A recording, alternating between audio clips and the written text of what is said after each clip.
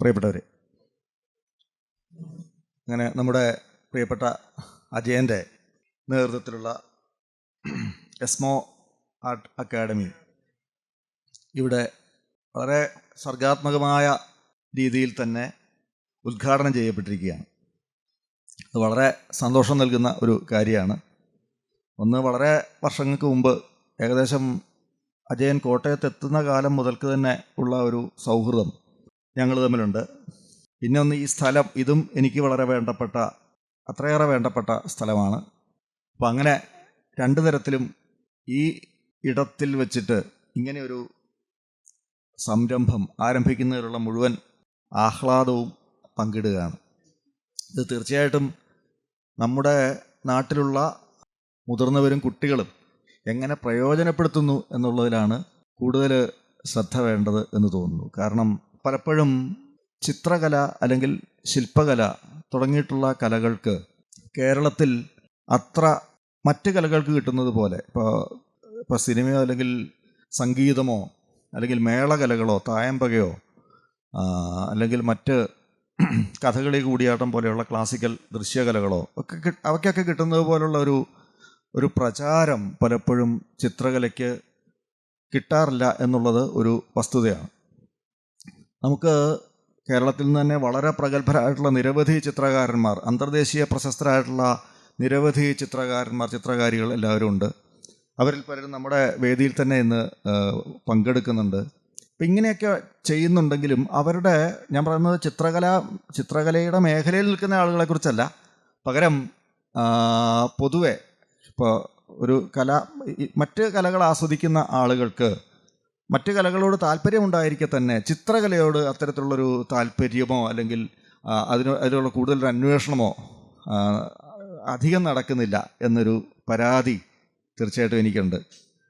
അത് കേരളത്തിലാണ് അങ്ങനൊരു സവിശേഷത കൂടുതൽ കണ്ടുവരുന്നത്. അതിൻ്റെ കാരണം എന്താണെന്ന് തീർച്ചയായിട്ടും അന്വേഷിക്കേണ്ടതുണ്ട്. എനിക്ക് തോന്നുന്നത് ഏറ്റവും അധികം തെറ്റിദ്ധരിക്കപ്പെട്ട ഒരു മേഖല കൂടിയാണ് ചിത്രകലയുടേത്. ഒരു ഉദാഹരണം, നിങ്ങൾക്ക് എല്ലാവർക്കും പരിചിതമായ ഒരു ഉദാഹരണം ഞാൻ ആദ്യം പറയാം. ഞാൻ പറഞ്ഞില്ല, രാവണ്യശാസ്ത്രത്തിൻ്റെ ആമുഖം എന്ന് പറഞ്ഞിട്ട് അതിലെ സൈദ്ധാന്തികമായ സംഗതികളിലേക്ക് തൽക്കാലം ഞാൻ കടക്കുന്നില്ല. നമുക്ക് തൊട്ട് പിന്നാലെ തന്നെ ധാരാളം പ്രശസ്തരായിട്ടുള്ള, നിങ്ങൾ കേൾക്കാൻ ആഗ്രഹിക്കുന്ന കലാകാരന്മാർ തന്നെയാണ് സംസാരിക്കാനുള്ളത്. അപ്പോൾ ഞാൻ ആമുഖമായിട്ട് അധികം ദീർഘിപ്പിച്ച് അതിൻ്റെ സാങ്കേതികവും സൈദ്ധാന്തികവുമായിട്ടുള്ള തലങ്ങളിലേക്ക് കടക്കുന്നില്ല. അത് നമുക്ക് പിന്നീട് ഒരിക്കൽ വളരെ വിസ്തരിച്ച് ചെയ്യാം. എന്നുവെച്ചാൽ ചിത്രകല ശില്പകലയൊക്കെ ശീലിക്കുന്ന ഒരു സ്ഥലത്ത് തീർച്ചയായിട്ടും ഇങ്ങനെയുള്ളൊരു വിഷയത്തിന് വലിയ പ്രസക്തിയുണ്ട്. അതിൻ്റെ ഒരു ആമുഖം മാത്രമാണ് തൽക്കാലം ഞാനിവിടെ പറയാൻ ശ്രമിക്കുന്നത്. ഏതായാലും ഞാൻ പറഞ്ഞതെന്ന് വെച്ചാൽ, ഇതിനെക്കുറിച്ചുള്ള ഒരു തെറ്റിദ്ധാരണ പറയുകയാണെങ്കിൽ, നമ്മൾ സമകാലികമായ ചിത്രകലയിലും മറ്റുമൊക്കെ ആയിട്ടുള്ള സമകാലികമായ സൃഷ്ടികൾ, ആ രംഗത്തുള്ള സമകാലികമായിട്ടുള്ള ക്രിയേറ്റീവ് വർക്കുകൾ നമ്മൾ കാണുന്നു, വർക്ക് ഓഫ് ആർട്ട് നമ്മൾ കാണുന്നു. ഈ വർക്ക് ഓഫ് ആർട്ട് കാണുന്ന സമയത്ത് ഇതെനിക്കൊന്നും മനസ്സിലാവുന്നില്ല എന്നാണ് ആദ്യം പറയുന്നൊരു കാര്യം. ഈ ചിത്രം കണ്ട്, ഞാനത് വേറൊരു തരത്തിൽ പറയുക, ഈ ചിത്രം കണ്ട് എനിക്കൊന്നും മനസ്സിലാവുന്നില്ല എന്ന് പറയുകയാണ്. മനസ്സിലാവണം എന്നുണ്ടെങ്കിൽ എന്ത് ചെയ്യണം? നമ്മുടെ പാരമ്പര്യത്തെ ആശ്രയിക്കണം. നമ്മുടെ പരമ്പരാഗതമായിട്ടുള്ള ചിത്രകലാ ശൈലി നമ്മൾ മനസ്സിലാക്കണം. അതിനൊക്കെ പകരം മോഡേൺ ആർട്ട് എന്ന് പറഞ്ഞിട്ട് വേറൊരു തരത്തിലുള്ള സംഗതിയാണ് ഇവിടെ പ്രചാരം നേടുന്നത്. ഇതാണെങ്കിൽ ആർക്കും മനസ്സിലാവുന്നുമില്ല ഒന്നും. ഇതിനകത്ത് രണ്ട് പ്രശ്നങ്ങളുണ്ട്. ഒന്ന്, ഒരു തായമ്പക കേൾക്കുമ്പോൾ അത് മനസ്സിലാവുന്നില്ല എന്നാരും പറയുന്നില്ല. 1.5 മണിക്കൂർ നേരം പ്രത്യേകിച്ച് യാതൊരു അർത്ഥവും കമ്മ്യൂണിക്കേറ്റ് ചെയ്യാത്ത തായമ്പക കേൾക്കുമ്പോൾ നമ്മളത് മനസ്സിലാവുന്നില്ല എന്ന് പറയാറില്ല. 3.5 മണിക്കൂർ 4 മണിക്കൂർ നീണ്ടു നിൽക്കുന്ന ചെണ്ടമേളം കേൾക്കുമ്പോൾ, പഞ്ചവാദ്യം കേൾക്കുമ്പോൾ അതെനിക്ക് മനസ്സിലാവുന്നില്ല എന്ന് പറയാറില്ല. കാരണം വെച്ചാൽ അതിൻ്റെ ഒന്നും മീനിങ്ങിലേക്കല്ല, അല്ലെങ്കിൽ അതിൻ്റെ അർത്ഥത്തിലേക്കല്ല നമ്മൾ ശ്രദ്ധിക്കുക. പകരം അതിൻ്റെ ആ രൂപപരമായ നിരവധി സവിശേഷതകളിലേക്കാണ്. ആ രീതിയിലാണ് അത് നമുക്ക് കമ്മ്യൂണിക്കേറ്റ് ചെയ്യുന്നത്. പക്ഷേ ചിത്രകല മാത്രം നമ്മൾ ആ രീതിയിൽ സമീപിക്കില്ല. പകരം, അല്ലെങ്കിൽ അത്തരത്തിലുള്ള പല രീതികളിൽ സമീപിക്കില്ല. പകരം അതിൽ ആദ്യം തന്നെ ഒരർത്ഥം ലഭ്യമാകണം എന്ന വാശി നമുക്ക് സാധാരണഗതി കാണാറുണ്ട്. അത് ആദ്യം തന്നെ നമ്മൾ ആ ചിത്രകലയുടെ മീഡിയവുമായിട്ടുള്ള ആ പരിചിതത്വവും ഒക്കെയാണ് അതിൻ്റെ കാരണം എന്നാണ് എനിക്ക് തോന്നാറുള്ളത്. മറ്റൊന്ന്, ഞാൻ നേരത്തെ പറഞ്ഞ പോലെ ഇത് വളരെ പരമ്പരാഗതമായിട്ടുള്ള ചിത്രകലാ ശൈലിയെ സ്വീകരിക്കണം. ആ മോഡേൺ ആർട്ട് എന്ന് പറഞ്ഞു കഴിഞ്ഞാൽ വളരെ വിചിത്രമായ രൂപങ്ങളുമൊക്കെയാണ് അതിനുള്ളിൽ ഉള്ളത് എന്നൊക്കെ ഇങ്ങനെ പലരും പറയുന്നത് കേട്ടിട്ടുണ്ട്. ഇതിൻ്റെ ഒരു കൗതുകമുണ്ട്. നമ്മുടെ ഇന്നിവിടുത്തെ അധ്യക്ഷൻ്റെ തന്നെ പൂർവികനായ രാജാരവിവർമ്മയുടെ ചിത്രങ്ങൾ കണ്ടു നോക്കണം. എങ്ങനെയാണ് നമ്മുടെ പാരമ്പര്യ അല്ലെങ്കിൽ നമ്മുടെ പരമ്പരാഗത ശൈലിയിലുള്ള ചിത്രങ്ങൾ എങ്ങനെയാണ് എന്നറിയണമെന്നുണ്ടെങ്കിൽ രാജാരവിവർമ്മയുടെ ചിത്രങ്ങൾ കണ്ടു നോക്കണം എന്നൊക്കെ പറഞ്ഞിട്ട് പലരും ഉപദേശിക്കുന്നത് കേൾക്കാറുണ്ട്. ഇവിടെയാണ് കൗതുകകരമായിട്ടുള്ള നിരവധി വൈരുദ്ധ്യങ്ങൾ അടങ്ങിയിട്ടുള്ളത്. ചിത്രകലാരംഗത്ത് പ്രവർത്തിക്കുന്ന ആളുകൾക്ക് പരിചിതമായൊരു സംഗതിയാണ്. എങ്കിലും ഞാനതിൻ്റെ ആ ഒരു വൈരുദ്ധ്യം ഒന്ന് വിശദീകരിക്കാൻ ശ്രമിക്കുകയാണ്. ഒന്ന്, 19-ാം നൂറ്റാണ്ട് വരെ നമുക്കറിയാം ചിത്രകലയിലും ശില്പകലയിലും ഒക്കെ ഏറ്റവും ആധിപത്യം പുലർത്തിയിരുന്ന ഒരു ശൈലി പലതരത്തിലുള്ള റിയലിസങ്ങളുടേതാണ്. ഏതെങ്കിലും തരത്തിലുള്ള റിയലിസം ഈ 19-ാം നൂറ്റാണ്ട് വരെയുള്ള ചിത്രകലയിൽ, പാശ്ചാത്യ ചിത്രകലയിൽ അത് വളരെ പ്രബലമായി നിലനിന്നിരുന്നു എന്ന് നമുക്കറിയാം. ആ റിയലിസ്റ്റിക് ശൈലികളിൽ ഒന്നിൻ്റെ തുടർച്ചയാണ് നമുക്ക് വാസ്തവത്തിൽ രാജാരവിവർമ്മയുടെ അടിസ്ഥാന ശൈലിയിൽ കാണാൻ പറ്റുക. ഏകദേശം ഒരു റിയലിസ്റ്റിക് ശൈലിയാണ്. പറയാൻ ശ്രമിച്ചൊരു കാര്യം എന്ന് വെച്ചാൽ രാജാരവിവർമ്മയുടെ ചിത്രരചനാ ശൈലി എന്നുള്ളത് നമ്മൾ തദ്ദേശീയമായിട്ട് അതിനെ കരുതുന്നു. പക്ഷേ ആ ചിത്രകലാ ശൈലി വാസ്തവത്തിൽ പാശ്ചാത്യ ചിത്രകലാ ശൈലിയിൽ നിന്ന് പ്രചോദനം ഉൾക്കൊണ്ട് രൂപപ്പെട്ടതാണ് എന്നുള്ളൊരു കൗതുകമാണ്. ഇതേ സമയത്ത് പരമ്പരാഗതമായിട്ടുള്ള ചിത്രകലാ ശൈലി അറിയണമെന്നുണ്ടെങ്കിൽ നമ്മുടെ തൊട്ടടുത്ത് തന്നെയുള്ള കുമാരനെല്ലൂർ ക്ഷേത്രത്തിലേക്ക് ഒന്ന് നോക്കുക. ശ്രീകോവിലിന് ചുറ്റും വരച്ചിരിക്കുന്ന ചിത്രങ്ങൾ റിയലിസ്റ്റിക് ആണോ എന്ന് നോക്കുക. യഥാതഥമായ മനുഷ്യ ചിത്രീകരണമാണോ അതിൽ നടത്തിയിട്ടുള്ളത് എന്ന് നോക്കുക. അപ്പോൾ കാണാം വിചിത്രമായ നിരവധി രൂപങ്ങളും വിചിത്രമായ നിരവധി അനുപാതങ്ങളും ഒക്കെ ചേർന്നിട്ടുള്ള രൂപങ്ങളാണ് കുമാരനെല്ലൂരെ ആ ശ്രീകോവിലിന് ചുറ്റും വരച്ചിട്ടുള്ള ചിത്രങ്ങൾ എന്ന് കാണാൻ ബുദ്ധിമുട്ടില്ല. കുറച്ചുകൂടെ അങ്ങോട്ട് ചെന്ന് കഴിഞ്ഞാൽ ഏറ്റുമാനൂർ വേറെ ഇതേപോലെ തന്നെ നമുക്കറിയാം അവിടുത്തെ നടരാജൻ്റെ നടരാജ താണ്ഡവത്തിൻ്റെ ഒരു വലിയൊരു കോസ്മിക് ഡാൻസിൻ്റെ ചിത്രം ഏറ്റുമാനൂർ ക്ഷേത്രത്തിലേക്ക് പ്രവേശിക്കുമ്പോൾ തന്നെ ആ വലതുവശത്ത് കാണാൻ പറ്റും. അതിൻ്റെ രചനാശൈലി ശ്രദ്ധിച്ചു നോക്കുക. അതും ഈ പറഞ്ഞ തരത്തിലുള്ള ഒരു തരത്തിലും നമുക്ക് റിയലിസ്റ്റിക് എന്ന് പറയാൻ പറ്റാത്ത തരത്തിലുള്ള ശൈലിയാണ്. ഞാൻ പറയാൻ ശ്രമിച്ചൊരു കാര്യം എന്ന് വെച്ചാൽ നമ്മുടെ പരമ്പരാഗത ശൈലി പലപ്പോഴും റിയലിസ്റ്റിക് അല്ല. പാശ്ചാത്യമായ ശൈലി അല്ലെങ്കിൽ 19-ാം നൂറ്റാണ്ട് വരെ നിലനിന്നിരുന്ന പ്രബലമായ ശൈലികൾ പലതും ഈ പറഞ്ഞ റിയലിസ്റ്റിക് രീതിയിലുള്ളതാണ് എന്നുള്ളതാണ്. അപ്പോൾ പക്ഷേ സാധാരണ ഒരു ചിത്രകല ആസ്വാദകൻ്റെ അല്ലെങ്കിൽ ചിത്രകലയെ ആദ്യം സമീപിക്കുന്ന ഒരാളുടെ ആദ്യത്തെ ധാരണ തന്നെ നമ്മുടെ പാരമ്പര്യത്തിലുള്ളത് റിയലിസ്റ്റിക് ആണെന്നും ആധുനിക അല്ലെങ്കിൽ പാശ്ചാത്യ ചിത്രകല പൊതുവെ അസംബന്ധം പോലെ തോന്നിക്കുന്ന സംഗതിയാണെന്നൊക്കെയുള്ള അത്തരത്തിലുള്ള പൊതുധാരണകളെ ആണ് ആദ്യം തന്നെ നമുക്ക് പരിശോധിക്കേണ്ടത് എന്ന് തോന്നുകയാണ്. അപ്പോൾ ഇതേപോലുള്ള സംഗതി പല വിഷയങ്ങൾ സംസാരിക്കണമെന്നുണ്ടെങ്കിൽ നമുക്ക് തീർച്ചയായിട്ടും ലാവണ്യശാസ്ത്രം എന്ന ആ ഒരു വിഷയത്തെക്കുറിച്ചുള്ള ധാരണ അത്യാവശ്യമാണ് എന്ന് തോന്നാറുണ്ട്. കൂടുതലും ചിത്രകലയൊക്കെ അഭ്യസിപ്പിക്കുകയൊക്കെ ചെയ്യുന്ന സ്ഥലങ്ങളിലാണ് അതിന് കൂടുതൽ പ്രസക്തിയുള്ളത്. എങ്കിലും അതിനെക്കുറിച്ചുള്ള ചില പ്രാഥമിക ധാരണകൾ തീർച്ചയായിട്ടും എല്ലാവർക്കും തന്നെ പ്രയോജനം ചെയ്യും എന്നാണ് എനിക്ക് തോന്നുന്നത്. ലാവണ്യശാസ്ത്രം പൊതുവെ പല രംഗത്തുമുള്ള ആളുകൾ അവഗണിച്ച ഒരു വിഷയമാണ്. കാരണം എന്ന് വെച്ചാൽ ഈസ്തറ്റിക്സ് എന്നുള്ളത് വാസ്തവത്തിൽ ഫിലോസഫിയുടെ ഒരു ബ്രാഞ്ചാണ്. വെസ്റ്റേൺ ഫിലോസഫിയിലെ ഒരു പ്രധാനപ്പെട്ട ബ്രാഞ്ചാണ്. അതിൻ്റെ ഒരു ശാഖയാണ് ഈസ്തറ്റിക്സ് എന്നുള്ള രീതിയിൽ ഉണ്ടായി വരുന്നത്. പക്ഷേ ഫിലോസഫി പഠിക്കുന്ന ആൾക്കാർ അവർക്ക് കലകളുമായോ ഒന്നും നേരിട്ട് അത്രയധികം ബന്ധമില്ലാത്തതുകൊണ്ട് അവർക്ക് കൂടുതൽ കോൺസെപ്റ്റുകളും അത്തരത്തിലുള്ള ലോജിക്ക് പോലെയൊക്കെയുള്ള സംഗതികളിലൊക്കെയാണ് കൂടുതൽ താല്പര്യം എന്നുള്ളതുകൊണ്ട് ഈസ്തറ്റിക്സിൽ അവർ അധികം ശ്രദ്ധിക്കാറില്ല. കേരളത്തിലെ അവസ്ഥയാണ് പറയുന്നത്. ഈസ്തറ്റിക്സ് എന്ന് പറയുന്ന അല്ലെങ്കിൽ ലാവണ്യശാസ്ത്രം എന്ന് പറയുന്ന ഈ വിഷയത്തിൽ അധികം ശ്രദ്ധിക്കാറില്ല. അതേസമയത്ത് കലാസാഹിത്യ രംഗങ്ങളിൽ പ്രവർത്തിക്കുന്ന ആൾക്കാർക്ക് തങ്ങളുടെ വിഷയമാണ് ലാവണ്യശാസ്ത്രം എന്ന് തീർച്ചയായിട്ടും ഒരു ധാരണയുണ്ട്. ആ ധാരണ വച്ചുകൊണ്ട് അവർ ലാവണ്യശാസ്ത്രത്തെക്കുറിച്ച് അല്ലെങ്കിൽ സൗന്ദര്യശാസ്ത്രത്തെക്കുറിച്ച് പല അഭിപ്രായങ്ങളും പറയാറുമുണ്ട്. പക്ഷേ അവയൊന്നും പലപ്പോഴും ഈ ലാവണ്യശാസ്ത്രം എന്ന് പറയുന്ന ആ വിഷയത്തിൻ്റെ പരിഗണനയിൽ പെടുന്ന കാര്യങ്ങളല്ല എന്നുള്ളതാണ് വേറൊരു കൗതുകം. അല്ലെങ്കിൽ ആർട്ട് ഹിസ്റ്ററിയുടെ ഭാഗമായിട്ടുള്ള സംഗതികൾ, അതേപോലെ തന്നെ കലാനിരൂപണത്തിൻ്റെ ഭാഗമായിട്ടുള്ള സംഗതികൾ, അല്ലെങ്കിൽ കലാസങ്കേതങ്ങളെക്കുറിച്ചുള്ള പഠനത്തിൻ്റെ ഭാഗമായിട്ടുള്ള സംഗതികൾ, ഇതൊക്കെയാണ് നമ്മൾ സാധാരണ ഇതിൽ ഈസ്തറ്റിക്സ് എന്നുള്ള രീതിയിൽ മനസ്സിലാക്കി പോരാറുള്ളത്. പക്ഷേ വാസ്തവത്തിൽ ഈ വിഷയം അങ്ങനെ ഉണ്ടായൊരു സംഗതിയല്ല, അങ്ങനെ ഉണ്ടായ ഒരു ശാസ്ത്ര ശാഖയല്ല. അത് കൃത്യമായ ചില ചരിത്ര സാഹചര്യങ്ങളിൽ രൂപപ്പെട്ട ഒരു പഠന വിഷയമാണ് എന്ന് തന്നെ പറയേണ്ടി വരും. പിന്നെ ഈസ്തറ്റിക്സിനെ കുറിച്ച് സാധാരണ സംസാരിക്കുമ്പോൾ ഒരു പ്രശസ്തമായൊരു ചൊല്ലുണ്ട്. അത് മനസ്സിൽ വെച്ചുകൊണ്ട് തന്നെയാണ് ഞാനിത് പറയാൻ ശ്രമിക്കുന്നത്. ഒന്ന്, ഈ കലാകാരന്മാർക്ക് അല്ലെങ്കിൽ കലാകൃത്തുകൾക്ക് ലാവണ്യശാസ്ത്രം എന്നത് കലാകൃത്തുക്കൾക്ക് പക്ഷിശാസ്ത്രം പക്ഷികൾക്ക് എന്നതുപോലെയാണ് എന്ന് പറയും. അതായത് aesthetics is to artist what ornithology is to birds എന്നാണ് ബാർണറ്റ് ന്യൂമാൻ എന്ന പ്രശസ്തനായ അമേരിക്കൻ ആർട്ടിസ്റ്റ് പറയുന്നത്. അതായത് പക്ഷികൾക്ക് പറക്കുന്നതിന് വേണ്ടി പറക്കലിനെക്കുറിച്ചോ അല്ലെങ്കിൽ പക്ഷികളെക്കുറിച്ചുള്ള ശാസ്ത്രം അറിയേണ്ട ആവശ്യമില്ല. ഓർണിത്തോളജി എന്നുള്ള ആ ശാസ്ത്രം അറിയേണ്ട കാര്യമില്ല. അവർ സ്വാഭാവികമായിട്ട് പറക്കുകയാണ് ചെയ്യുക എന്ന് പറയുന്നത് പോലെ കലാകൃത്തുക്കൾക്ക്, കലാമേഖലയിൽ പ്രവർത്തിക്കുന്ന ആൾക്കാർ ആശ്രയിക്കുന്ന അവരവരുടെ ഇൻറ്റ്യൂഷനെയും അവരവരുടെ കലാധാരണകളെയുമാണ്. അതിനു പകരം ലാവണ്യശാസ്ത്രത്തെക്കുറിച്ചുള്ള ഒരു ആലോചന അവർക്ക് ആവശ്യമില്ല. കാരണം പക്ഷി ശാസ്ത്രം അറിഞ്ഞിട്ടല്ല, അല്ലെങ്കിൽ പക്ഷികളുടെ പെരുമാറ്റത്തെക്കുറിച്ചും അവയുടെ മറ്റ് സവിശേഷതകളെക്കുറിച്ചുള്ള ആ പഠനം അറിഞ്ഞുകൊണ്ടല്ല പക്ഷികൾ പറക്കുന്നത് എന്ന് പറഞ്ഞതുപോലെ തന്നെ കലാകൃത്തുക്കൾക്ക് അവരുടെ സർഗാത്മകമായ സൃഷ്ടികൾ നിർവഹിക്കുന്നതിന് ഇത്തരത്തിലുള്ളൊരു ശാസ്ത്ര പഠനത്തിൻ്റെ ആവശ്യമില്ല എന്നാണ് ന്യൂമാൻ വാസ്തവത്തിൽ ഉദ്ദേശിച്ചത്. അപ്പോൾ ഇങ്ങനെ ഒരു അവസ്ഥ നിലവിലുണ്ടെങ്കിലും ഈ ഈസ്തറ്റിക്സ് എന്നുള്ള ആ ഒരു ശാഖയെക്കുറിച്ചുള്ള ധാരണ ചിത്രകല, ശില്പകല തുടങ്ങിയിട്ടുള്ള കലകളെയും മറ്റ് കലകളെയും മനസ്സിലാക്കുന്നതിന്, അല്ലെങ്കിൽ നേരത്തെ നമുക്ക് പറഞ്ഞ മനസ്സിലാക്കലാണ് പ്രധാനപ്പെട്ട പ്രശ്നമെങ്കിൽ അങ്ങനെ പോലും മനസ്സിലാക്കുന്നതിന് നമുക്ക് സഹായകമാകും എന്നാണ് എൻ്റെ പ്രതീക്ഷ. വാസ്തവത്തിൽ 1735 അലക്സാണ്ടർ ബോംഗാർട്ടൻ എന്ന ഒരു റാഷണലിസ്റ്റ് ഫിലോസഫറാണ് എസ്തെറ്റിക്സ് എന്ന് ഇന്ന് നമ്മൾ വിളിക്കുന്ന ഈ അർത്ഥത്തിൽ ഇങ്ങനെ ഒരു വാക്ക് തന്നെ ആദ്യം പ്രയോഗിക്കുന്നത്. ഈസ്തെറ്റിക്സ് എന്നൊരു വാക്ക് ആദ്യം വരുന്നത് തന്നെ ഈ 1735 റിഫ്ലക്ഷൻസ് ഓൺ പോയട്രി എന്ന പ്രബന്ധത്തിലാണ്. ആ പ്രബന്ധം ലാറ്റിൻ ഭാഷയിൽ എഴുതപ്പെട്ട പ്രബന്ധമാണ്. അത് എഴുതിയത് അലക്സാണ്ടർ ബോംഗാർട്ടൻ എന്ന ഒരു റാഷണലിസ്റ്റ് ഫിലോസഫറാണ്.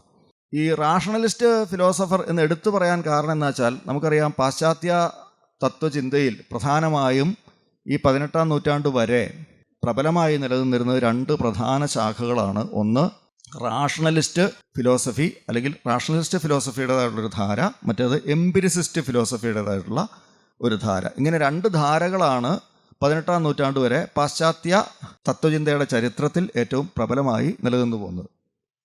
അതിൽ രണ്ടും തമ്മിലുള്ള അടിസ്ഥാന വ്യത്യാസം ഇത്രയേ ഉള്ളൂ.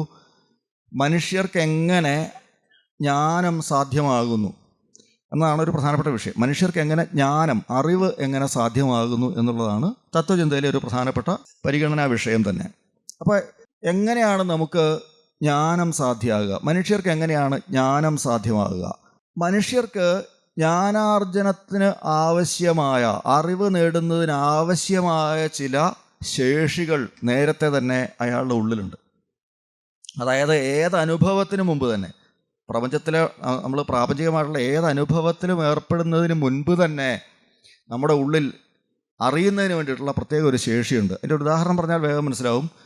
ഇവിടെ കുറച്ച് പക്ഷികൾ പറന്ന് കിടക്കുന്നു. ഈ പക്ഷികൾക്ക് അവർ കാണുന്നുണ്ട്, എൻ്റെ കയ്യിലും നിങ്ങളുടെ കയ്യിലും ഈ മൊബൈൽ ഫോൺ പോലുള്ള ഉപകരണം ഇരിക്കുന്നത് കാണുന്നുണ്ട്. ഈ മൊബൈൽ ഫോണിൽ നമ്മൾ പരസ്പരം സംസാരിക്കുന്നതൊക്കെ കാണുന്നുണ്ട്. എന്നാൽ ഒരു പക്ഷിക്കും ഒരിക്കലും തോന്നാനിടയില്ല, എന്നാൽ ഇങ്ങനെയൊരു വസ്തു മേടിച്ച് ചെവിയിൽ വെച്ച് സംസാരിക്കുകയാണെങ്കിൽ വളരെ എളുപ്പമുണ്ട് കാര്യങ്ങൾക്ക് എന്നൊരു ചിന്ത ഒരിക്കലും ഒരു പക്ഷിക്ക് തോന്നില്ല.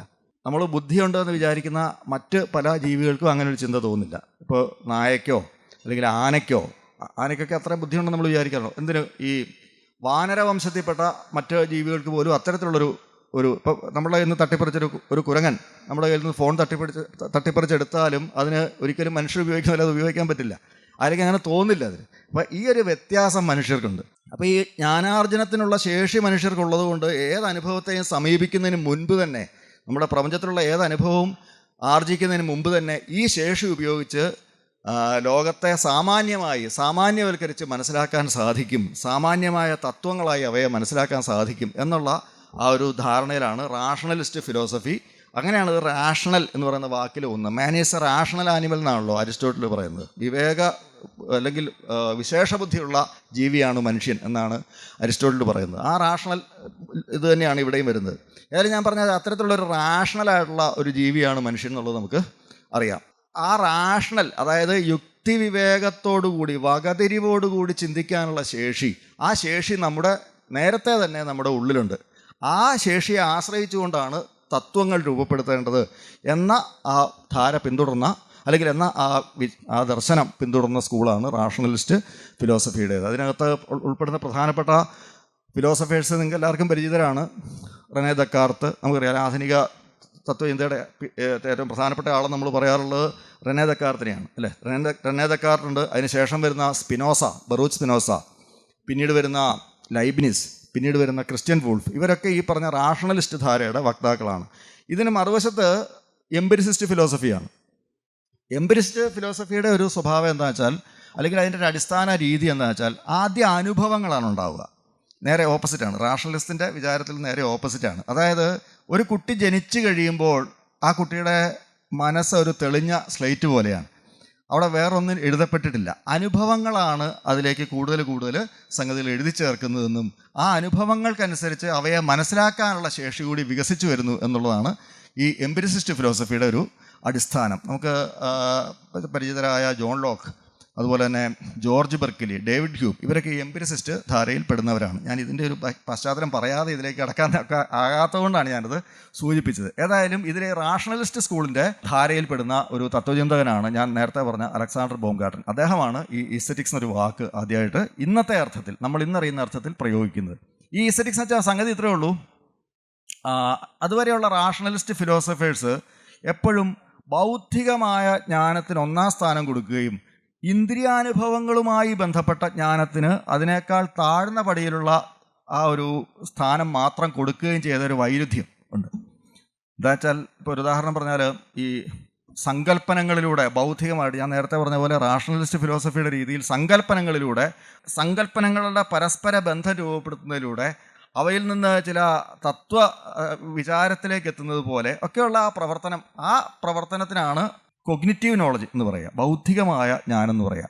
ആ ബൗദ്ധികമായ ജ്ഞാനമാണ് ഒന്നാം സ്ഥാനത്ത് നിൽക്കുന്നത്. അതിൻ്റെ താഴ്ന്ന പടിയിലുള്ള ജ്ഞാനമാണ് ഇന്ദ്രിയാനുഭവങ്ങളിലൂടെ, അതുപോലെ ഈ ഇൻറ്റ്യൂറ്റീവായിട്ടുള്ള അനുഭവങ്ങളിലൂടെയൊക്കെ ലഭ്യമാകുന്ന ജ്ഞാനം എന്ന് പറയുന്നത്. ഞാനിപ്പോൾ കണ്ണുകൊണ്ടൊരു കാഴ്ച കാണുന്നു, എൻ്റെ ബുദ്ധി ഉപയോഗിക്കുന്നതിന് മുമ്പ് ഞാൻ ആ കാഴ്ച എങ്ങനെ കാണുന്നു, അതുണ്ടാക്കുന്ന ഒരു ഇമ്പ്രഷനുണ്ട് എൻ്റെ മനസ്സിൽ. അതിനെ കൺസെപ്റ്റലൈസ് ചെയ്യുന്നില്ല എന്ന് പറഞ്ഞാൽ, അതിനെ ഞാൻ മറ്റ് വസ്തുക്കളുമായി താരതമ്യപ്പെടുത്തിയോ അതിനെ തന്നെ ഒരു സങ്കല്പനമാക്കി മാറ്റിയോ ഒന്നും അതിനെക്കുറിച്ച് ബൗദ്ധികമായിട്ടൊരു ജ്ഞാനം നേടുന്നതിന് വേണ്ടി ഞാൻ ശ്രമിക്കുന്നില്ല. പകരം അതിനെ ആ രീതിയിൽ ആവിഷ്കരിക്കുക എന്നുള്ളതിനാണ് ഞാൻ പ്രാധാന്യം കൊടുക്കുന്നത്, അല്ലേ? ആ രീതിയിലാണ് കലാവിഷ്കാരത്തിൻ്റെ ഒരു രീതി. അതുകൊണ്ട് തന്നെ ഈ ഇൻറ്റ്യൂറ്റീവായിട്ടുള്ള കൊഗ്നിറ്റീവ് നോളജിൻ്റെ മറുവശമായിട്ടുള്ള ഇൻറ്റ്യൂറ്റീവായിട്ടുള്ള നോളജിനെയാണ് വാസ്തവത്തിൽ ഒരു ചിത്രകാരനോ അല്ലെങ്കിൽ ചിത്രകാരിയോ അല്ലെങ്കിൽ ഞാൻ നേരത്തെ പറഞ്ഞ ഒരു കലാകൃത്തോ മറ്റേത് കലയിൽ ഉൾപ്പെടുന്ന ആളുകളും ആദ്യം അതിനെയാണ് ആശ്രയിക്കുന്നത്. അപ്പോൾ കലയും സാഹിത്യവും ഒക്കെ നേരത്തെ പറഞ്ഞ, അല്ലെങ്കിൽ ഞാനിപ്പോൾ പറഞ്ഞ ഈ ഇൻറ്റ്യൂറ്റീവായിട്ടുള്ള സഹജാവബോധപരമായ അനുഭവങ്ങളിൽ ഊന്നുന്ന ആവിഷ്കാരങ്ങളാണ്.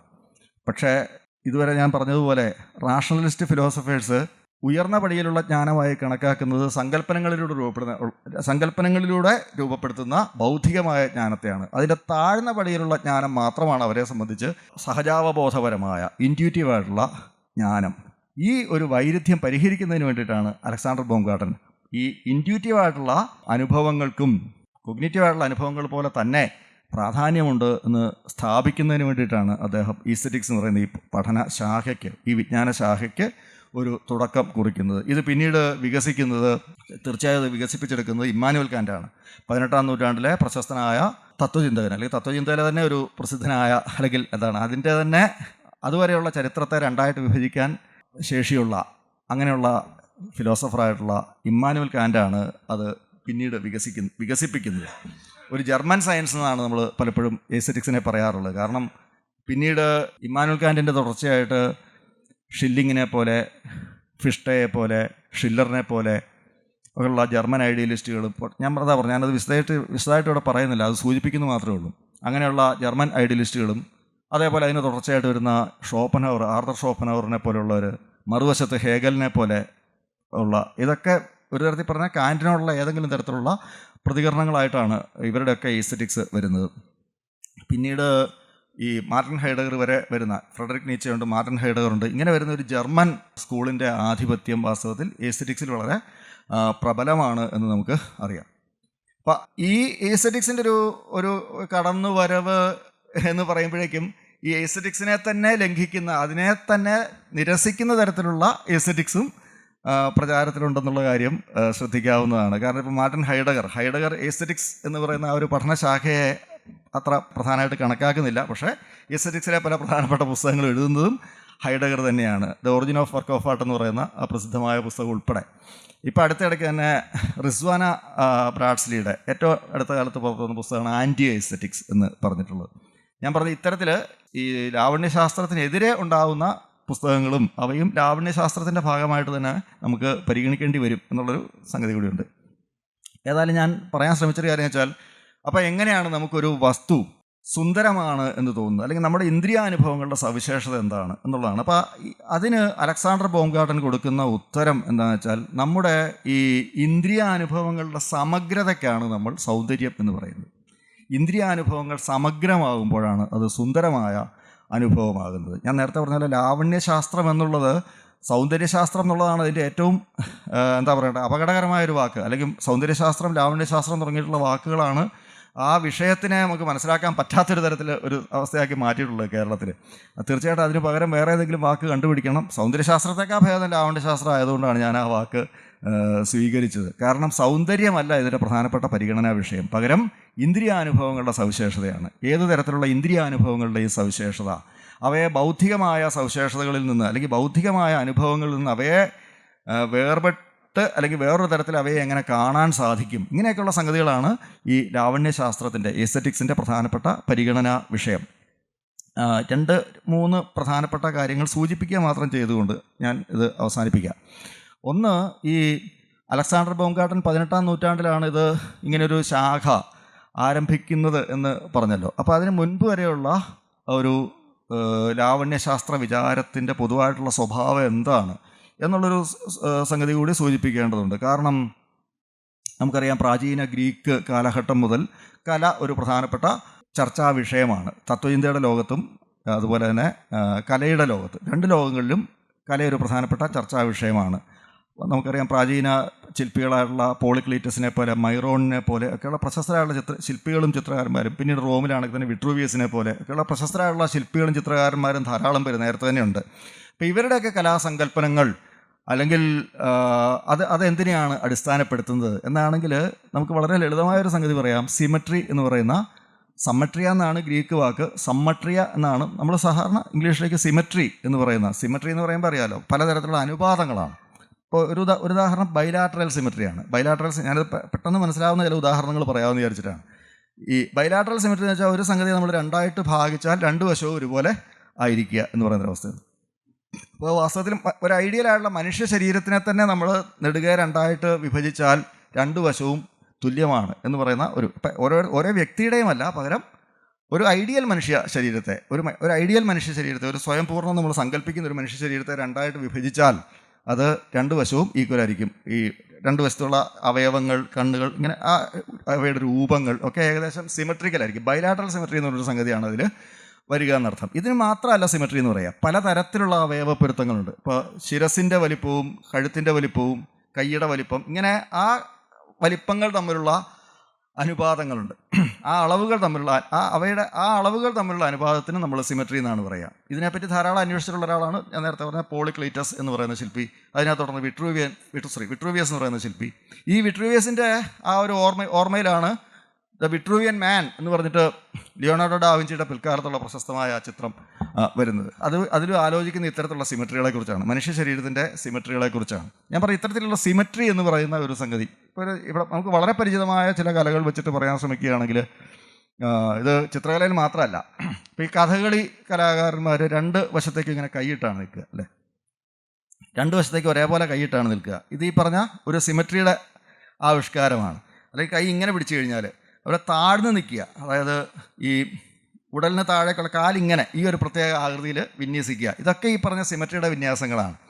ഇത് തന്നെ മോഹിനിയാട്ടത്തിലുണ്ട്, ഭരതനാട്യത്തിലുണ്ട്. ഇപ്പോൾ അരമണ്ഡലം, മുഴുമണ്ഡലം പോലെയൊക്കെയുള്ള ഒരു നിലകൾ ശ്രദ്ധിച്ചിട്ടുണ്ടാകുമല്ലോ. അത്തരത്തിലുള്ള ഈ നിലകളിലും ചുവടുകളിലും ഒക്കെ നമുക്ക് ഈ സിമെട്രിയുടെ പലതരത്തിലുള്ള എക്സ്റ്റൻഷൻസ് നമുക്ക് കാണാൻ പറ്റും എന്നുള്ളതാണ്. അപ്പോൾ ഈ സിമെട്രിയാണ് നമ്മളെ എപ്പോഴും ആകർഷിച്ചു പോകുന്ന. ഇപ്പോൾ റിനേസൻസ് ചിത്രകാരന്മാരുടെ ചിത്രങ്ങളിലും ഈ സിമെട്രിയുടെ ഗ്രൂപ്പ്, ഇപ്പോൾ ലാസ്റ്റ് സപ്പർ പോലെയുള്ള ഒരു ചിത്രം എടുത്താൽ അതിൽ നമുക്ക് നടുക്ക് യേശുവിൻ്റെ ആ രൂപം, അതിൻ്റെ പിന്നിലുള്ള ആ ഒരു ജനാല അല്ലെങ്കിൽ വെളിച്ചം കടന്നു വരുന്ന ആ രൂപം, ഇവ നമ്മൾ ആ ക്യാൻവാസിനെ ഇങ്ങനെ ഒരു ഡയഗണലായിട്ട് അതിനെ ഛേദിച്ചു കഴിഞ്ഞാൽ സിമെട്രിക്കലായിട്ടുള്ള ഒരു ഘടനയിലാണ് അതിൻ്റെ വിന്യാസം എന്ന് കാണാൻ ബുദ്ധിമുട്ടില്ല. ഞാൻ പറഞ്ഞ ഏതായാലും ഇത്തരത്തിൽ ഈ സിമെട്രി എന്ന് പറയുന്ന ഒരു സംഗതിക്ക്, റിയലിസം എന്ന് പറയുന്ന സംഗതിക്കൊക്കെ വലിയ പ്രാധാന്യം ഉണ്ടായിരുന്ന ഒരു കലാപാരമ്പര്യത്തിലാണ് ഈ അലക്സാണ്ടർ ബോംഗാർട്ടൻ ഇത്തരത്തിലുള്ളൊരു ശാഖയ്ക്ക് തുടക്കം കുറിക്കുകയും പിന്നീട് ഇമ്മാനുവൽ കാന്റിനെ പോലെ ഒരാൾ വളരെ ഒരു എന്താ പറയുക ശക്തമായ സിദ്ധാന്തം ആയി ഈ ഈസ്തറ്റിക്സിനെ രൂപപ്പെടുത്തുകയും ചെയ്തത്.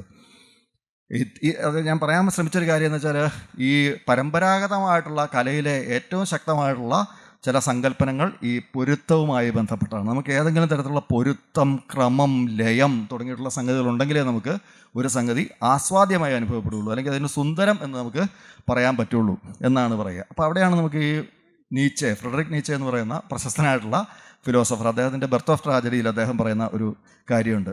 അതായത് പ്രാചീന ഗ്രീക്ക് കലാസങ്കല്പം എന്ന് പറയുന്നതിന് രണ്ട് തരത്തിലുണ്ട്. ഒന്ന് അപ്പോളോണിയൻ സങ്കല്പമാണ്, മറ്റേത് ഡൈനീഷ്യാക് ബ്യൂട്ടിയാണ്. അപ്പോളോണിയൻ ബ്യൂട്ടി, ഡൈനീഷ്യാക് ബ്യൂട്ടി എന്ന് പറയുകയാണ്.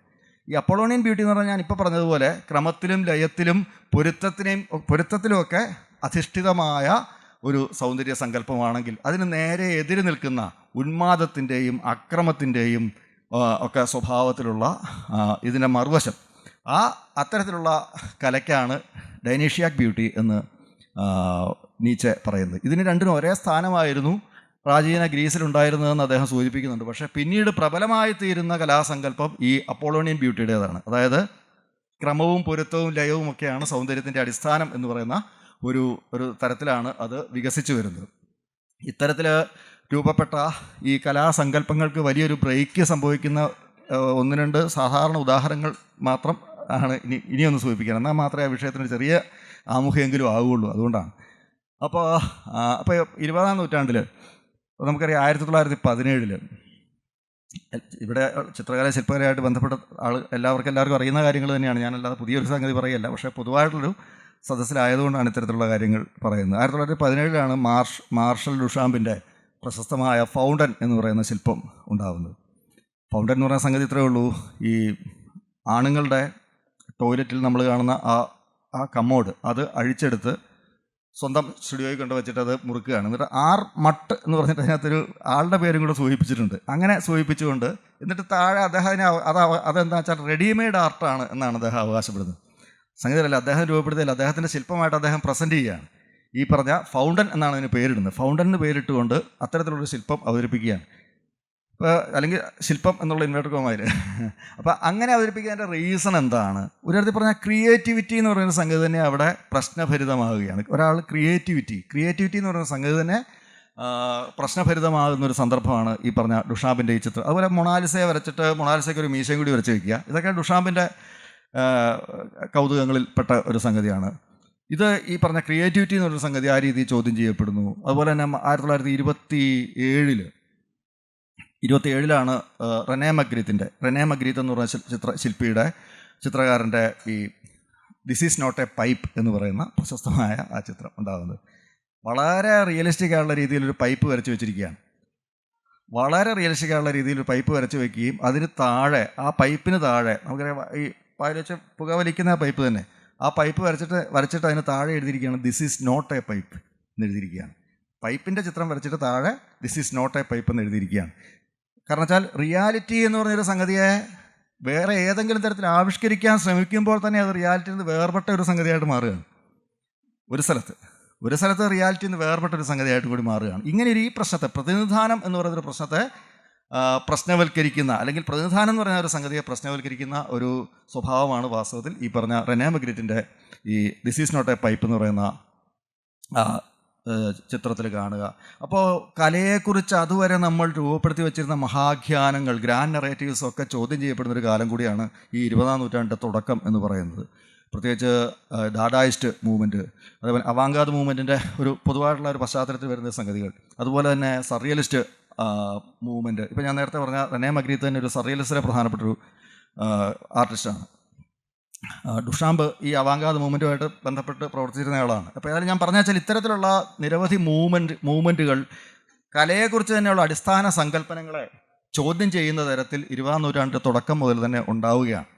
ഇത് ഏകദേശം 50കളോട് കൂടി ഒക്കെ ആകുമ്പോഴേക്കും പലതരത്തിലുള്ള, ഇപ്പോൾ ഫ്ലക്സസ് മൂവ്മെൻറ്റായിട്ടും പിന്നീട് കൺസെപ്ച്വൽ ആർട്ടിൻ്റെ മൂവ്മെൻറ്റായിട്ടും ഒക്കെ വികസിക്കുന്നുണ്ട്. ഇത് ചിത്രകലയിൽ മാത്രമല്ല, സംഗീതം പോലെയുള്ള കലകളിലും ഉണ്ട്. ഇപ്പോൾ നിങ്ങൾ ജോൺ കേജിൻ്റെ 433 എന്ന് പറയുന്ന ആ സംഗീത ശില്പം ഒന്ന് കേട്ട് നോക്കുക. ഇതിനകത്ത് കിട്ടും, ഇൻ്റർനെറ്റിൽ അവൈലബിൾ ആണ്. ജോൺ കേജ് എന്ന് പറയുന്ന പ്രശസ്തനായിട്ടുള്ള സംഗീതജ്ഞൻ്റെ, അതായത് ഒരു ഓർക്കസ്ട്ര ടീം മുഴുവനായിട്ട് സെറ്റ് ചെയ്തിരിക്കുകയാണ്. വയലിനിസ്റ്റുകളുണ്ട്, ചെല്ലോ വായിക്കുന്ന ആൾക്കാരുണ്ട്, ഡ്രം വായിക്കുന്ന ആൾക്കാരുണ്ട്, ഇങ്ങനെ പലതരത്തിലുള്ള സാക്സഫോൺ, ഇങ്ങനെ പലതരത്തിലുള്ള സംഗീതോപകരണങ്ങൾ നിരത്തി ഒരു എന്താ പറയണ്ടേ ഏകദേശം 100-120 കലാകാരന്മാർ നിരന്നിരിക്കുകയാണ് ഈ സിംഫണി പ്രസൻറ്റ് ചെയ്യുന്നതിന് വേണ്ടിയിട്ട്. സിംഫണി പ്രസൻറ്റ് ചെയ്യുന്നതിന് ഇത്രയേറെ ആളുകൾ നിരന്നിരിക്കുന്നു. മ്യൂസിക് കണ്ടക്ടർ ആ വേദിയിലേക്ക് കയറി വരുന്നു, ആൾക്കാരെല്ലാവരും ചേർന്ന് കരഘോഷം മുഴക്കുന്നു. ഇതൊക്കെയാണ് സാധാരണ സിംഫണി അവതരിപ്പിക്കുന്ന സമയത്തുള്ള ആ ചടങ്ങുകൾ മുഴുവനുണ്ടെന്നർത്ഥം. അദ്ദേഹം അടുത്ത് വരുന്നു, പിയാനോയുടെ സമീപത്ത് അദ്ദേഹം ഇരിക്കുന്നു. പിയാനോയുടെ മുകളിലുള്ള ആ മൂടി തുറക്കുന്നു. പിന്നെ ഒന്നും സംഭവിക്കുന്നില്ല. കുറച്ച് സമയം കഴിയുമ്പോഴേക്കും ഒന്നാമത്തെ മൂവ്മെൻറ്റ് കഴിഞ്ഞു എന്ന് സൂചിപ്പിച്ചുകൊണ്ട് ഈ പെട്ടിയുടെ അല്ലെങ്കിൽ പിയാനോയുടെ ആ മൂടി അടയ്ക്കുന്നു. വീണ്ടും തുറക്കുന്നു, രണ്ടാമത്തെ മൂവ്മെൻറ്റ് തുടങ്ങുകയാണ്. ഒരു ശബ്ദവും നമുക്ക് കേൾക്കാനില്ല. അത് കുറച്ച് കഴിയുമ്പോൾ അടയ്ക്കുന്നു, മൂന്നാമത്തെ മൂവ്മെൻറ്റ് തുടങ്ങുക. അങ്ങനെ ഈ 3 മൂവ്മെൻറ്റ്സ് എന്ന് പറഞ്ഞിട്ട്, സാധാരണ സിംഫണി എന്ന് പറയുമ്പോൾ 4 മൂവ്മെൻറ്റ്സ് ആയിട്ടാണ് അത് അവതരിപ്പിക്കുക. ഇവിടെ ഈ 3 മൂവ്മെൻറ്റിലൂടെ ഒരു ഓർക്കസ്ട്ര, ഇതേപോലെ ഒരു എന്താ പറയണ്ടത്, സിംഫണി പോലുള്ളൊരു സംഗീത രൂപം അവതരിപ്പിക്കുകയാണ് ജോൺ കേജ്. പക്ഷേ അറിയാലോ, നിശബ്ദമാണ്, ഒന്നുമില്ല.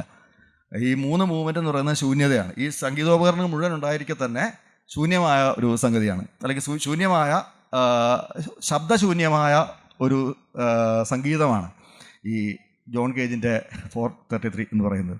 ഞാൻ പറഞ്ഞു, ഇത്തരത്തിലുള്ള നിരവധി ഈ പ്രകോപനപരമായ പരീക്ഷണങ്ങൾ സംഭവിക്കുകയാണ്. ഒരു 1964 കാലഘട്ടത്തിലാണ് ആൻഡി വാർഹോൾ എന്ന പ്രശസ്തനായിട്ടുള്ള ചിത്രകാരൻ, അദ്ദേഹത്തിൻ്റെ ഈ ബ്രില്ലോ ബോക്സസ്, അദ്ദേഹം കൊമേഴ്സ്യലായിട്ട് തന്നെയുള്ള ആവശ്യങ്ങൾക്ക് വേണ്ടി രൂപപ്പെടുത്തിയ ബ്രില്ലോ ബോക്സസ് ഒരു സൂപ്പർ മാർക്കറ്റിൽ വിൽക്കാനായിട്ട് കൂട്ടിയിട്ടിരിക്കുന്ന കണ്ടപ്പോഴാണ് ആർത്തർ സി ഡാൻഡോ എന്ന പ്രശസ്തനായ കലാനിരൂപകൻ this is the end of art എന്ന് അദ്ദേഹം പറയുന്നത്.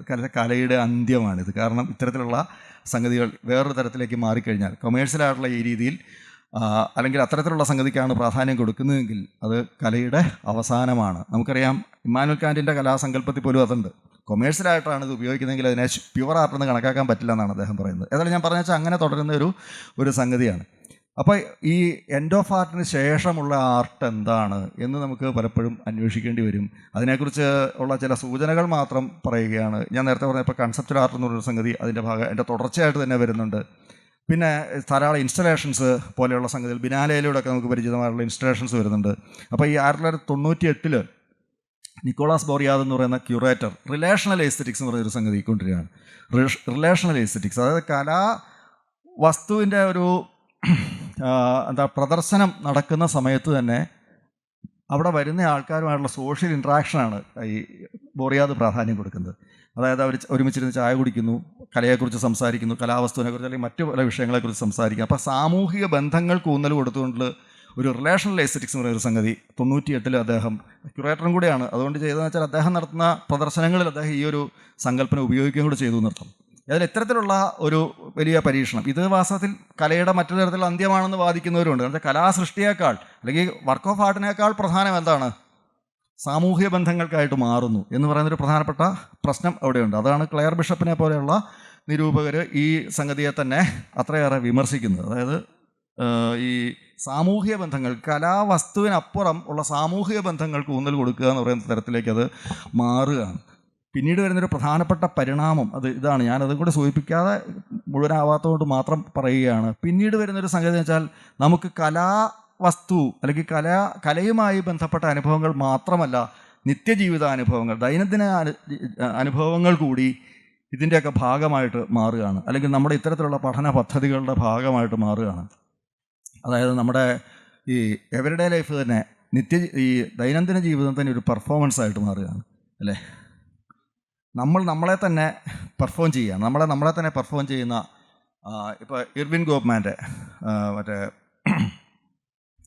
എന്താണ് performing the self in everyday life, അങ്ങനെ തന്നെയാണ് തോന്നുന്നത് പുസ്തകത്തിൻ്റെ പേര്. ഞാൻ പറഞ്ഞു വെച്ചാൽ ആ രീതിയിൽ എന്താണ് നമ്മുടെ ദൈനംദിന ജീവിതത്തിൽ നമ്മളെ തന്നെ എന്ത് ചെയ്തുകൊണ്ടിരിക്കുകയാണ്, നിരന്തരം പെർഫോം ചെയ്തുകൊണ്ടിരിക്കുകയാണ്. നമുക്കറിയാം, ജൂഡിത്ത് ബട്ട്ലറിനെ പോലെയുള്ള പ്രശസ്തമായിട്ടുള്ളൊരു ഫെമിനിസ്റ്റ് സൈദ്ധാന്തിക, അവരും ഇതുപോലെയാണ് പറയുന്നത്. പെർഫോമേറ്റിവിറ്റി, പ്രകടനപരത, അതാണ് ഇപ്പോൾ ഒരു ജെൻഡറിനെ പോലും ബാധിക്കുന്നതെന്നാണ് അവർ പറയുക. അതായത് ഒരു സ്ത്രീയാണെന്ന് എങ്ങനെ സ്ത്രീക്ക് തോന്നുന്നു എന്നുള്ളൊരു പ്രശ്നമുണ്ട്.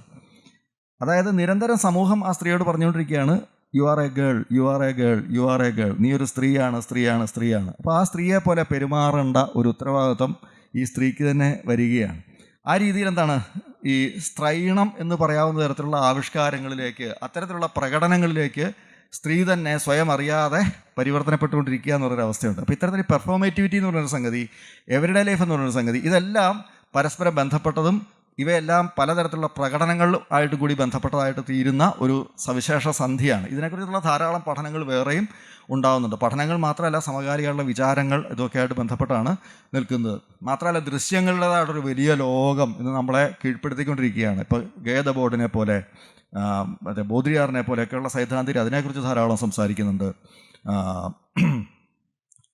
ഇങ്ങനെ എന്താ പറയേണ്ടത്, അത്ര വിപുലമായ ഒരു വിഷയമാണ്. അപ്പോൾ ഏറ്റവും ഒന്ന് അടിസ്ഥാനമായിട്ട് ചുരുക്കി പറഞ്ഞാൽ, ഈ സമകാലികമായിട്ടുള്ള നമ്മുടെ ജീവിതാനുഭവങ്ങളും കലാനുഭവങ്ങളും തമ്മിൽ എങ്ങനെയൊക്കെ വേർതിരിക്കാം, എങ്ങനെയൊക്കെ ബന്ധപ്പെടുത്താം എന്നുള്ളൊരു വലിയ പ്രശ്നം ഇപ്പോൾ നമ്മുടെ മുന്നിലുണ്ട്. എന്തിനെയൊക്കെ നമുക്ക് കല എന്ന് വിളിക്കാം, അല്ലെങ്കിൽ കല എന്ന് എന്തിനെങ്കിലും വിളിക്കുക തന്നെ സാധ്യമാണോ, അല്ലെങ്കിൽ മറ്റനുഭവങ്ങളിൽ കലയുടേതായിട്ടുള്ള ഘടകങ്ങൾ കടന്നു വരുന്നുണ്ടോ, അല്ലെങ്കിൽ കലയുടേതായിട്ടുള്ള എന്തൊക്കെ ഘടകങ്ങളാണ് മനുഷ്യരുടെ മറ്റു തരത്തിലുള്ള പ്രകടനങ്ങളിലും ആവിഷ്കാരങ്ങളിലും ഉണ്ടാവുന്നത്. ഇങ്ങനെയുള്ള ഈ പരസ്പര ബന്ധത്തെക്കുറിച്ചുള്ള ചർച്ചകൾ ഇന്ന് വളരെ പ്രബലമാണ്. ഇത് ഞാൻ വളരെ ചുരുക്കിയാണെങ്കിലും എനിക്കറിയാം ഇത് ഓരോന്നും വിശദീകരിച്ച് പറയേണ്ട സംഗതികളാണ്. ഈ ഇവിടെ DC ബുക്സിന് വേണ്ടിയിട്ട് തന്നെ ഒരു തവണ ഈസറ്റിക്സിനെ കുറിച്ചൊരു 30 മണിക്കൂർ നേരം പ്രഭാഷണം നടത്തി. 30 മണിക്കൂറായിട്ടും അത് പിന്നെ തുടരാൻ പറ്റില്ല, തൊണ്ടയുടെ പ്രശ്നം കാരണം. 30 ഭാഗങ്ങളായുള്ള പ്രഭാഷണം മുഴുവൻ തീർന്നിട്ടും ഇതിൻ്റെ പകുതി പോലും ആയില്ല. അങ്ങനെ ഒരു വിഷയമാണിത്. അതുകൊണ്ടാണ് ഞാനിതിൻ്റെ ഒരു ഏറ്റവും പൊതുവായിട്ടുള്ള ചില ഘടകങ്ങൾ മാത്രം ഇവിടെ സൂചിപ്പിച്ചത്. പിന്നീട് നമുക്ക് ഒരു നല്ല, അല്ലെങ്കിൽ കൂടുതൽ ചർച്ച ചെയ്യുന്ന, കലയെക്കുറിച്ചൊക്കെ കൂടുതൽ ചർച്ച ചെയ്യുന്ന ഒരു തരത്തിലുള്ള ധാരാളം പരിപാടികൾ ഇവിടെ സംഘടിപ്പിക്കണം എന്ന് അജയനോട്, സ്വാതന്ത്ര്യത്തോടു കൂടി, നമ്മുടെ സുഹൃത്താണ്, അപ്പോൾ അജയനോട് ആ രീതിയിലുള്ള ഒരു ആവശ്യം കൂടി. അപ്പോൾ എന്നെക്കൊണ്ട് സംസാരിപ്പിക്കണമെന്നല്ല, അത്തരത്തിലുള്ള പല ചർച്ചകൾ നടക്കുകയാണെങ്കിൽ നമുക്ക് കൂടുതൽ ഇതേപോലുള്ള വിഷയങ്ങളെക്കുറിച്ച് സംസാരിക്കാനുള്ള അവസരം ഉണ്ടാവും. അപ്പോൾ ഇങ്ങനൊരു വിഷയമുള്ളത് കൊണ്ട് മാത്രമാണ് എനിക്ക് ഇത്രയും നേരമെങ്കിലും സംസാരിക്കേണ്ടി വന്നത്. അതിന് മറ്റുള്ള ആളുകളോട് ക്ഷമ ചോദിച്ചുകൊണ്ട് ഞാൻ എൻ്റെ വാക്കുകൾ അവസാനിപ്പിക്കും. നമസ്കാരം.